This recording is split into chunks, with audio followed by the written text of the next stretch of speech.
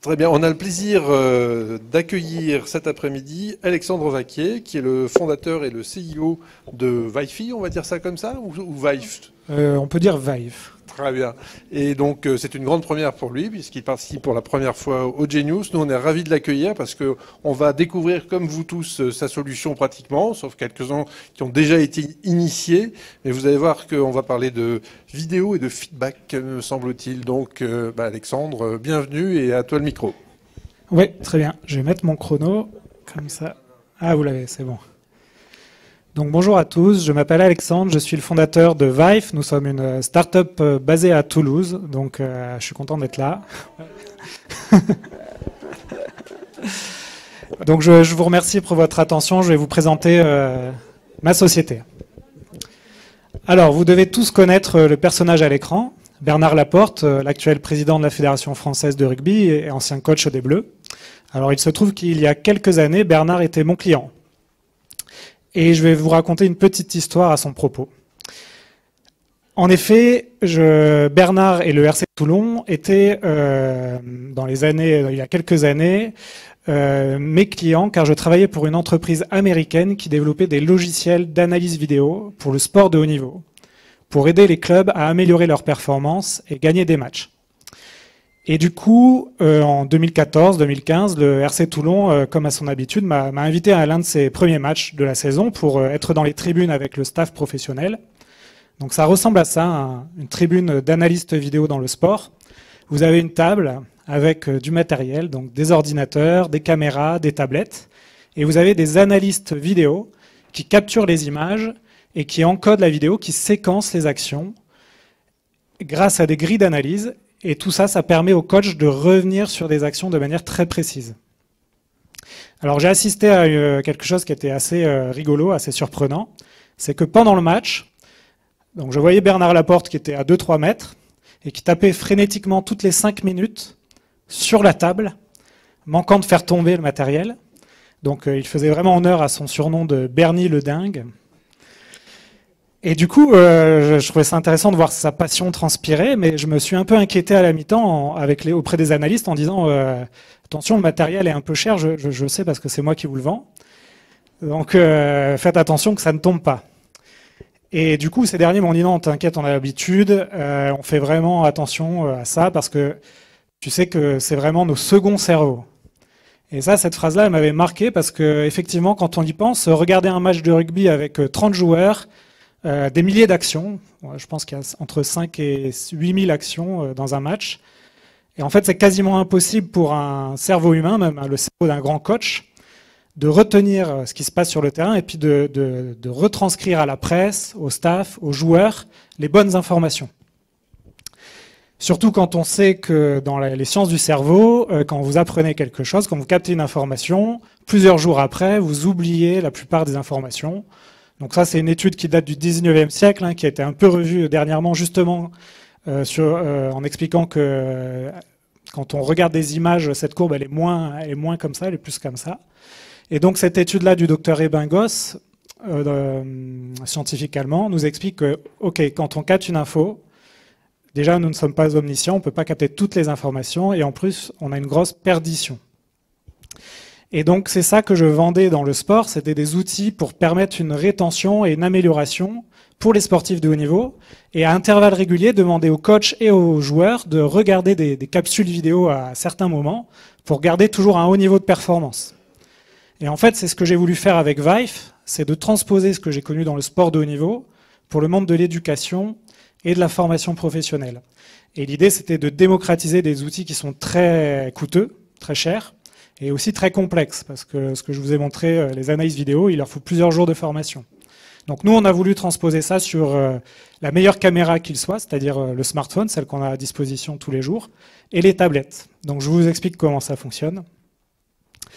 Donc nous avons une application qui fonctionne pour le présentiel. Donc ça, c'est intéressant parce qu'on a un outil pour digitaliser des formations en présentiel. Donc l'idée, c'est que ça s'installe sur une tablette ou une formation. Le formateur va paramétrer sa grille d'observation dans le logiciel. Donc cette grille-là, elle est entièrement paramétrable. Donc on va pouvoir faire de nombreuses formations différentes. Et le formateur va pouvoir mettre autant de critères qu'il le souhaite. Donc bien sûr, plus vous mettez de critères, plus l'analyse est compliquée et plus le débriefing va être aussi compliqué. L'idée, c'est que vous allez filmer une situation, donc je vais vous montrer des exemples de formation, et en direct, le formateur, mais aussi les apprenants, vont pouvoir annoter la vidéo. Ça paraît tout bête de dire comme ça, mais en fait, ça a un effet sur le cerveau qui est de décupler votre attention, et vous allez être très concentré de regarder les critères et ce qui se passe en direct, et d'annoter la vidéo. Et ça va permettre une meilleure restitution. Donc quand vous appuyez par exemple sur posture, ça me crée un marqueur dans la vidéo qui va nous faciliter le débriefing. Donc, bien sûr, les apprenants vont pouvoir eux aussi être observateurs et être acteurs de l'analyse. Et ça, c'est important pour nous. Donc, on a un petit boîtier qu'on ne voit pas à l'écran ici qui permet de mettre en réseau les devices, donc les ordinateurs, les smartphones, les tablettes, pour pouvoir donner une grille d'observation aux observateurs. Donc, ils vont avoir deux rôles prépondérants. Un, celui d'annoter leurs collègues, et deux, de leur donner un avis, donc un débriefing, un feedback. Du coup, c'est pas seulement le formateur qu'on voit en arrière-plan qui va donner son avis, c'est aussi les collaborateurs. Donc ça, c'est une photo prise au Crédit Agricole Immobilier. On a formé déjà une centaine de managers, c'est une formation de managers qu'on voit à l'écran. Donc entretien du management difficile, par exemple. On a un jeu de rôle, on a quelqu'un qui filme et on analyse la situation. L'exercice peut aussi être fait sur une vidéo déjà enregistrée. C'est un peu moins impactant émotionnellement, mais on peut le faire pour au moins introduire l'outil. Une fois qu'on a filmé et analysé, on va faire le feedback. Comment ça se passe, le feedback?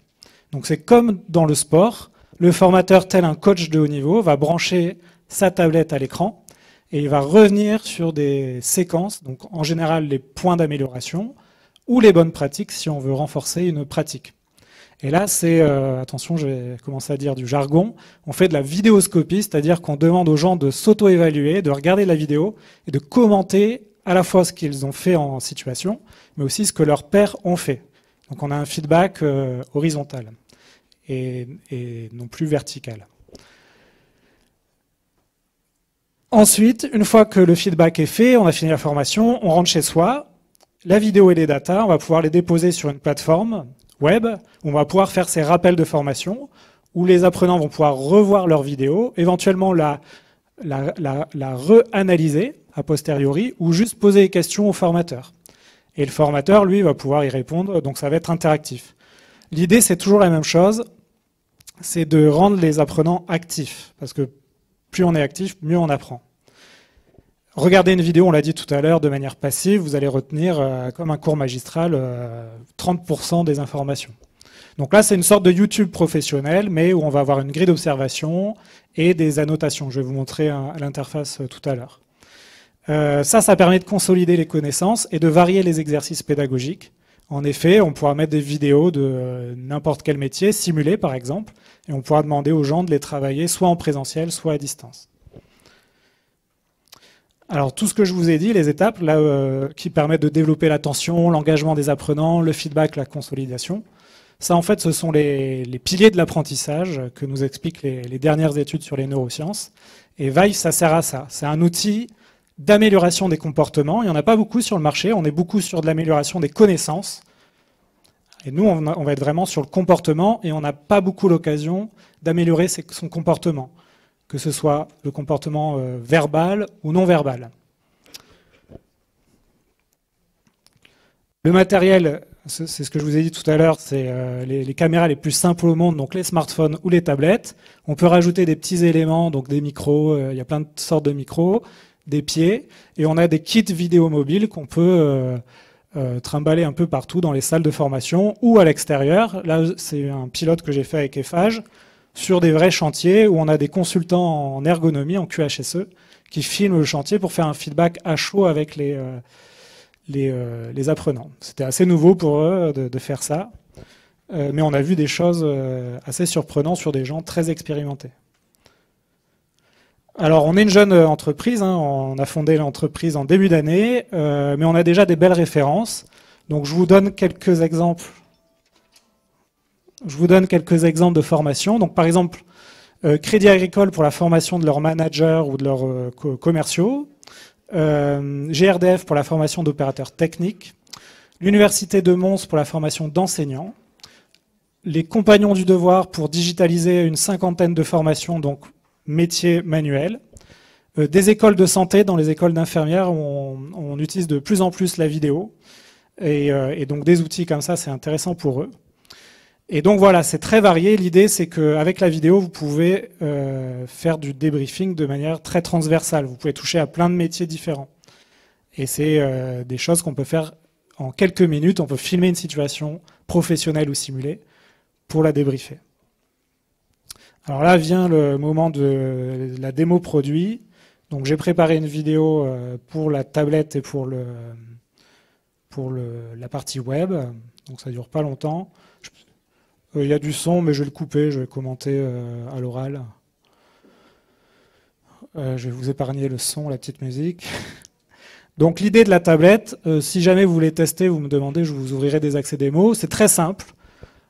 Vous allez être guidé dans la tablette, mais la première chose, c'est que vous allez devoir créer votre grille d'observation. Donc normalement, on va voir un clic sur la grille d'observation. Il faut patienter un peu, voilà. Là, vous allez annoter leur grille, je vais accélérer un peu. Et l'idée, c'est de créer vos critères d'analyse pédagogique. Nous, on appelle ça des tags dans notre jargon. Donc, vous choisissez un tag. Donc, si c'est une formation soft skill, bah, la communication, la posture. Si c'est une formation plutôt dans le milieu industriel, vous allez mettre des choses sur la sécurité. Vous choisissez une couleur si vous voulez un code couleur. Et vous ajoutez au fur et à mesure vos critères d'analyse. On va accélérer un peu, vous pouvez changer ça. Ensuite, vous lancez votre session. Voilà, vous donnez un titre. OK, on a choisi notre grille qui vient d'être créée. On démarre. Et là, vous êtes prêt à filmer. Et en direct, vous êtes prêt à annoter la vidéo au fur et à mesure. Donc ça me crée mes fameux marqueurs. Si jamais les apprenants taguent à leur tour, on aura aussi les marqueurs des apprenants à la suite sur la tablette qui filme. Et ensuite, on fait le débriefing. Donc, on visionne la vidéo qui est taguée. Et là, très rapidement, en quelques secondes, ça va être un peu vite, on va revenir sur les tags qui nous intéressent. On ne va pas voir l'ensemble de la vidéo, ça n'a pas d'intérêt. On va gagner du temps sur le feedback. En fait, la vidéo, c'est un formidable média d'apprentissage, mais ça s'est un peu perdu dans la formation parce que c'est compliqué, chronophage. Et nous, en fait, avec cet outil-là, on simplifie au maximum le processus. Ensuite, les vidéos que vous allez créer, elles seront stockées sur la tablette. Donc, soit vous les gardez sur la tablette en offline pour les revoir a posteriori, ou soit vous les uploadez sur notre plateforme. C'est une option, c'est pas obligatoire. Et donc, si vous les uploadez sur la plateforme, ça donne ça. Hop là. Donc, vous loguez. Vous chargez la vidéo soit de la tablette, soit de n'importe quelle caméra. Vous allez créer vos grilles d'observation comme sur la tablette. Vos accès, donc ça c'est pour vos apprenants, vos formateurs, vous allez créer leur accès avec leurs emails et des mots de passe. Et ensuite, c'est la même chose, vous allez revoir de la vidéo, proposer aux apprenants de la taguer. Donc ça c'est un exercice qu'on fait beaucoup aussi dans le sport pour modéliser une activité et puis réfléchir dessus, avoir une analyse sur mon activité. Je la tag et après, je peux revoir mes tags en choisissant la personne qui a tagué, en choisissant la liste des tags. Et là, on va avoir un échange entre le formateur, les apprenants. Par exemple, les compagnons du devoir, ce qu'ils vont faire, c'est que, par exemple, leurs étudiants en boulanger vont aller en entreprise, ils vont se filmer une fois par mois en train de faire une pâte. La vidéo sera envoyée à l'enseignant, donc c'est une sorte de tutorat. Et l'enseignant va la commenter et l'apprenant va avoir en fait une bibliothèque de films pédagogiques et de lui-même. Voilà, un petit mot sur les prix. On a des prix, comme je disais tout à l'heure, très accessibles financièrement. Si vous voulez plus d'infos, venez me voir, je vous expliquerai, c'est parce qu'il y a plusieurs offres. Mais on peut choisir seulement l'offre pour le présentiel ou seulement l'offre pour la formation à distance, ou on peut faire un bundle. Donc là, vous pouvez venir me voir, je vous ferai un devis. Voilà, je finis ma présentation avec une image un peu vintage que j'aime bien. Donc c'est Michael Jordan pour les connaisseurs, qui regarde une vidéo sur VHS dans les années 80. Et en fait, j'aime bien cette image parce que ça montre que vous avez beau être le meilleur dans votre métier, dans votre expertise, Vous pouvez toujours vous améliorer. Et pour ça, la vidéo, c'est un formidable support d'apprentissage. Je vous remercie.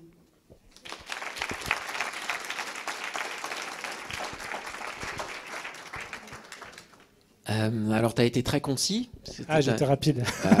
Non, c'était clair. Enfin, voilà. Moi, si je résume, je peux te faire le résumé du spectacle. Ouais, super. Ce que j'ai compris de ce que tu as présenté, que je trouve vachement chouette. En fait, quand on observe quelqu'un en train de faire quelque chose, une action, etc., ou qu'on se regarde après, on est extrêmement critique.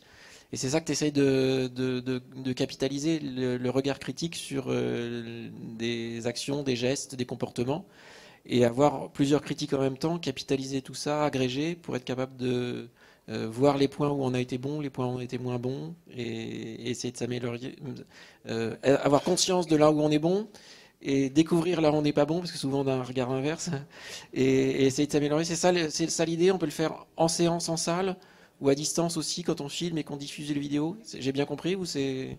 Ouais, c'est ça. Alors effectivement, en général, on se sous-évalue. On n'aime pas être filmé. C'est comme quand on s'écoute au téléphone. Et du coup, en fait, cet outil, ça a un impact assez puissant parce qu'on sort les gens de leur zone de confort. Donc c'est là où on apprend, quand on sort de sa zone de confort. Et en fait, on apprend des choses en se revoyant. Et c'est là où l'outil peut être impactant et on va travailler toujours sur des comportements. Et l'idée de la plateforme web, c'est qu'on va pouvoir aussi partager des savoirs au sein d'une organisation. Alors soit des savoirs qui ont été simulés en salle de formation, mais ça pourrait être aussi des savoirs sur des lieux de travail. Donc je pense par exemple à l'industrie, où on pourrait filmer plein de process industriels. Et même si tu as une petite année de recul, j'imagine que c'est quelque chose que tu as mûri bien avant. Concrètement, c'est pour les gens qui utilisent cette solution-là, est-ce que ça fait émerger des choses qui n'étaient pas connues jusqu'à présent alors qu'on l'avait sous les yeux? Ouais, en général, en général, quand on laisse les gens se regarder, même si ils ont 20 ans de métier, on voit des choses, on se dit ah ouais, je suis comme ça. Mais c'est pas mal parce qu'on n'a vraiment pas l'habitude de travailler ces aspects-là. C'est assez rare même en formation. Et oui, ça fait 7 ans que je mûris le projet. Ok, d'accord. Donc les premiers retours sont bons si tu persistes. Ouais, les retours sont super bons. On a des beaux projets que je vous ai pas montrés aussi à l'écran. Par exemple, AXA qui souhaite former ses agents généraux, donc c'est les directeurs d'agence, via cet outil. Donc avec beaucoup de training.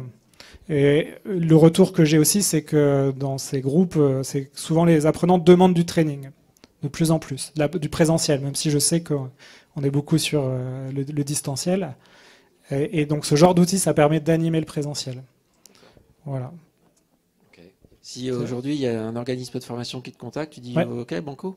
Alors je leur dis OK, Banco, vous pouvez prendre la solution, mais on peut faire aussi des partenariats pour mettre en œuvre la solution, parce que nous, on est éditeur de logiciels, on n'est pas organisme de formation.